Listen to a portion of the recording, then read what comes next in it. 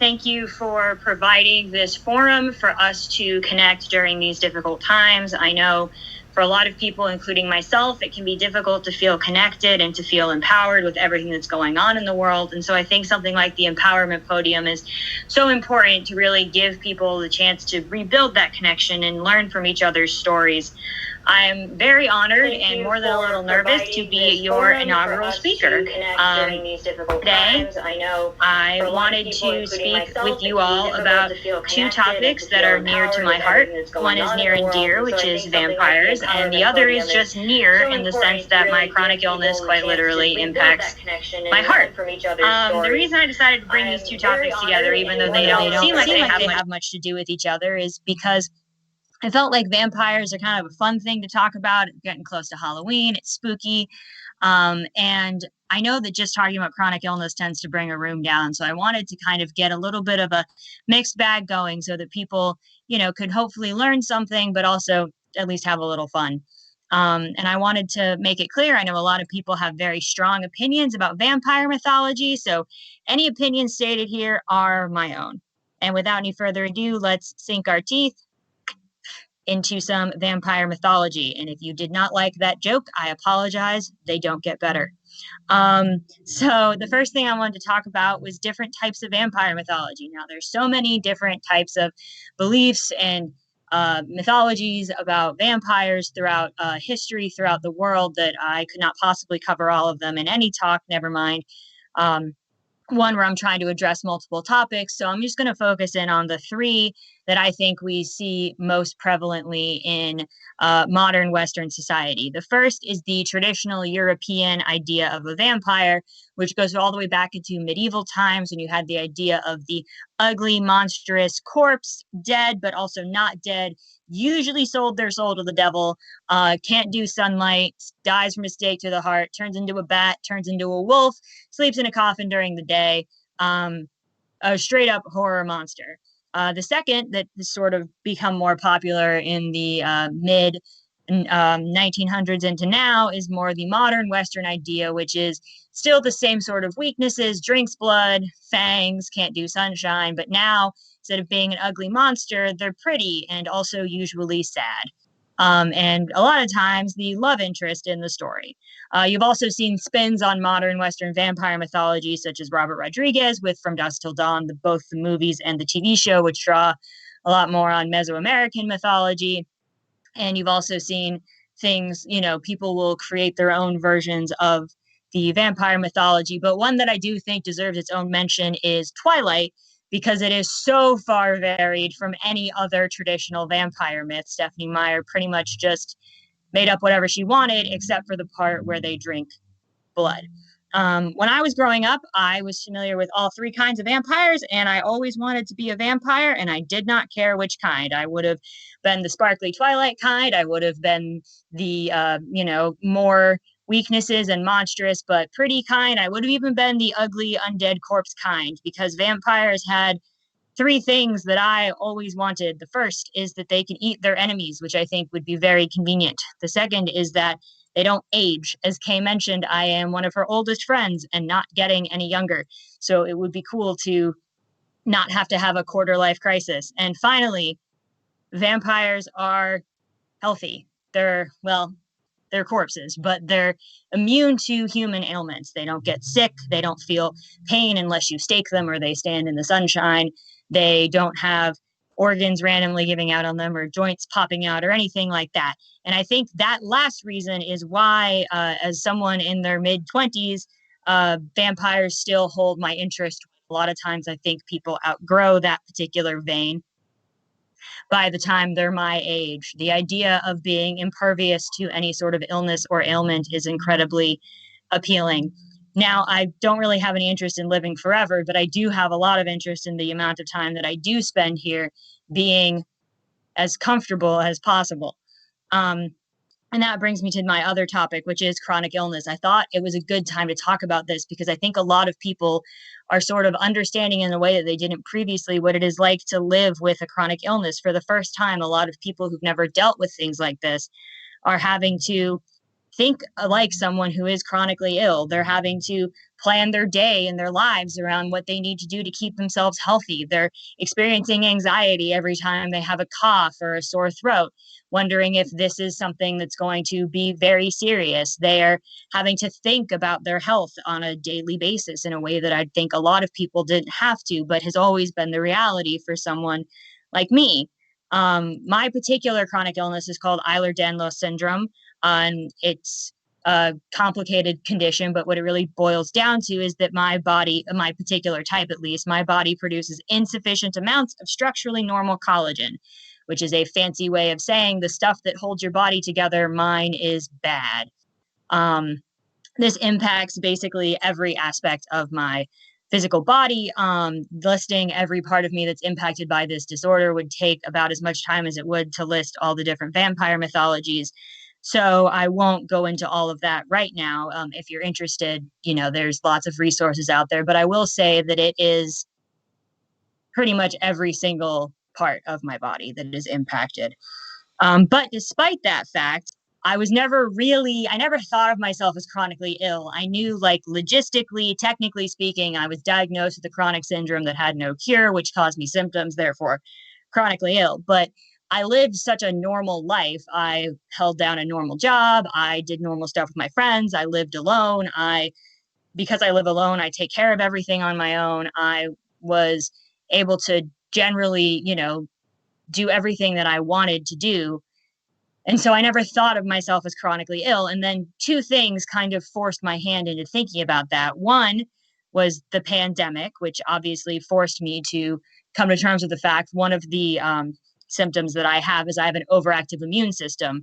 And also I have, as I mentioned, a impacted heart, and I also have inflamed lungs. My lungs are constantly inflamed. So all of those things together mean that I am high risk for COVID. So I have had to dramatically change my life. I am full-time work from home now. I get my groceries delivered, and anybody who wants to hang out with me without a mask on has to have a clean test.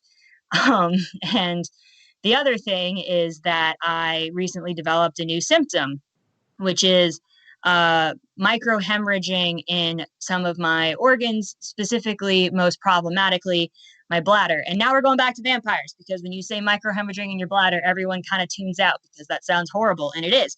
So we're going to talk about vampires again. One of my personal favorite pieces of vampire media, actually probably my favorite piece of vampire media, is What We Do in the Shadows, both the TV show and the movie. The reason I like it so much is that it makes jokes about the things that usually are tragedies in vampire stories. The inability to go out in the sun, the immortality in watching everyone you love die, the fact that you're a monster who has to drink blood to survive. All of that stuff is made into a joke instead of being something tragic. And that's part of the way that I find is easiest to deal with, my chronic illness, both for myself and talking about it with other people. If I describe my symptoms, people tend to get pretty concerned. If I say, like, yeah, my mitral valve in my heart doesn't work correctly, they're like, oh my God, are you dying? And I'm like, well, no faster than you. But, I prefer to think of it as less that I've microhemorrhaging in some organs, inflammation in others, and a mitral valve that doesn't work, and think of it more like my organs and I are like a couple that signed a lease together and then broke up immediately after signing the lease. But for, like, financial reasons, we still have to live together for the rest of the lease term, which in my case is probably another 50 to 60 years. And, that's kind of what I've had to learn to deal with, is that this is going to be my reality. For better or for worse, my life expectancy isn't really impacted, but that doesn't mean that my life isn't impacted. And so I'm just having to work to come to terms with the fact that, my joints and my lungs and my general unspecified symptoms will continue to cause me pain and problems, and it's going to get worse as I get older.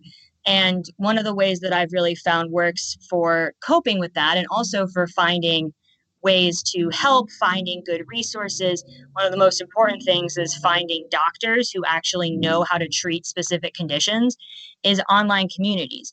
It's incredible what you can find online these days. And I mean that in both the best and worst way possible. But if you're someone who's dealing with a chronic illness, or if you have a loved one or a friend who has a chronic illness, and you don't want to just ask them a bunch of questions, but you do want to learn more about what you're dealing with. There's lots of online communities that you can reach out to. I've found supplement suggestions that have really made a difference for me. That's how I first found the name of the doctor that's been able to really help me with this microhemorrhaging I've been dealing with. Now, helping in my case means having to go in weekly to get medication infusions in a hospital, but it's better than not having answers at all.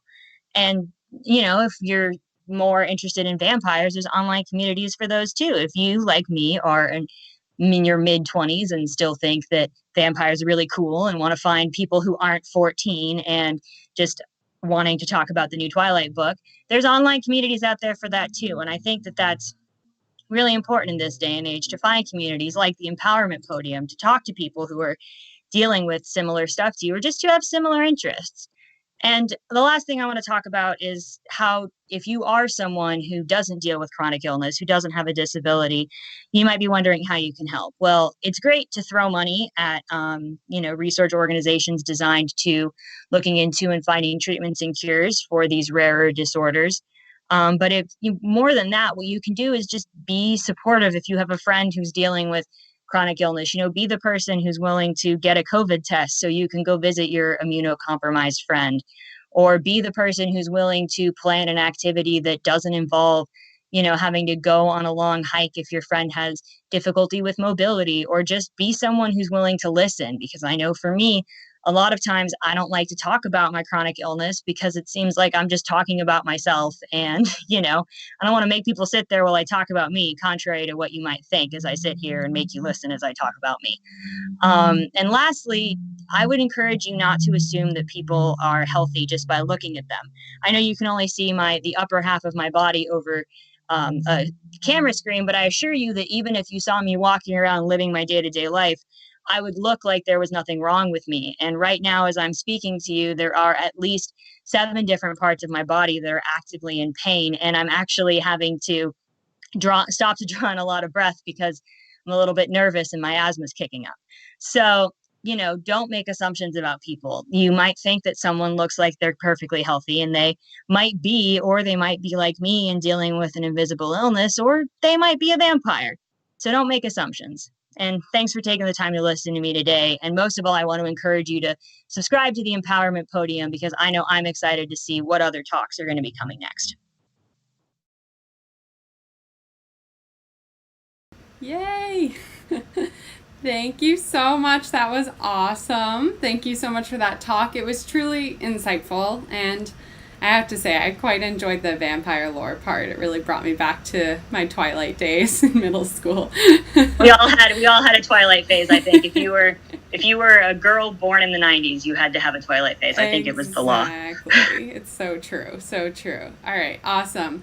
So that's the end of the talk, but we do have time for a couple questions that were submitted. So if you're cool, I'm going to just go ahead and read out one of those. Yeah. So first question, if you had to pick one of the types of vampire mythology, what would it be and why?